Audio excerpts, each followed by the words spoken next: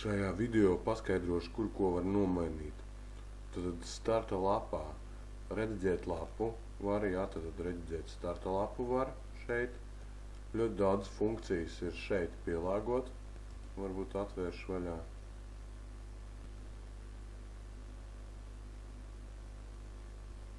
Te var iziet cauri, kā viss tas izskatās.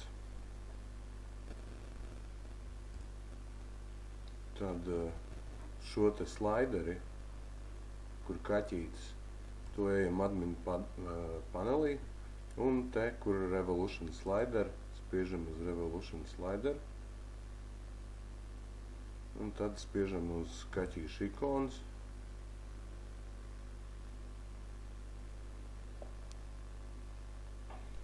Un tad varam uzklikšķināt vai nu uzrakstiem, un šeit kreisajā pusē parādās šie te uzraksti, tos varam nomainīt. Vai nu pašu kaķīti, tad šodien te tā pabīdam uz sāniem. Nu, kaķītis ir mākslinieciska bilde ar ēnu. Tas ir PNG caurspīdīgs fons. Dubults klikšķis. Vai arī tas ir backgrounds. Tur rekurējam te, background. Un šitien mēdī. Vai nu dubults klikšķis uz bildes nomainīt, vai nu otrs variants, ka tā ir fona bilde, tad šī te ikona, background, un šeit mainam. Pēc tam saglabājam, var priekšskatīt.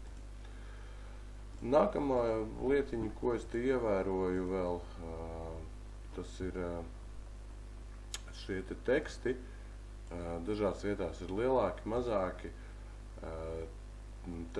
Šis nav oriģinālais template, tas fonts, un kur ir problēma, to ir parādīšu. Uzspiedīšu labot produktu.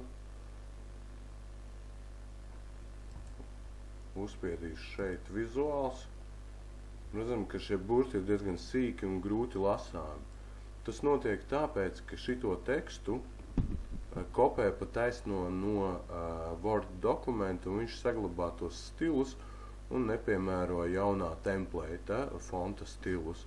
Lai tas nenotiktu, kopēt no Worda var, bet tad ir jāpāriet uz šo te šeit teksta redaktors, un visu tukšumā mēs iekopējam no Worda to tekstu, un vizuāli tad viņam pazūd visi tie stili. Ja gribās, tur var izcelt kaut ko ar bold, bet tas jādara pa jaunu. Un tūlīt saglabāsim un pastīsimies atšķirību.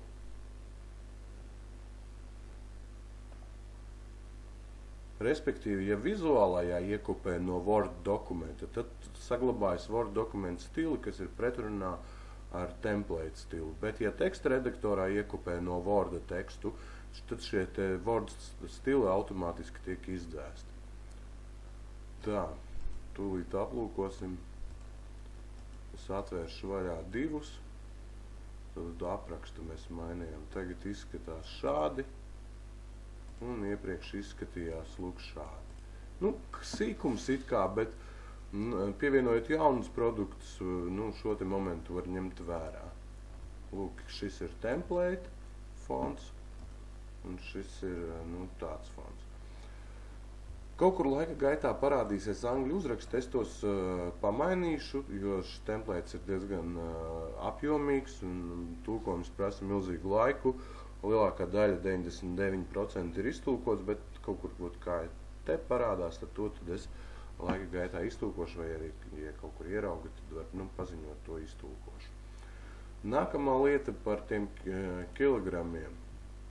Te šeit admin panelī ir tāds reku gros.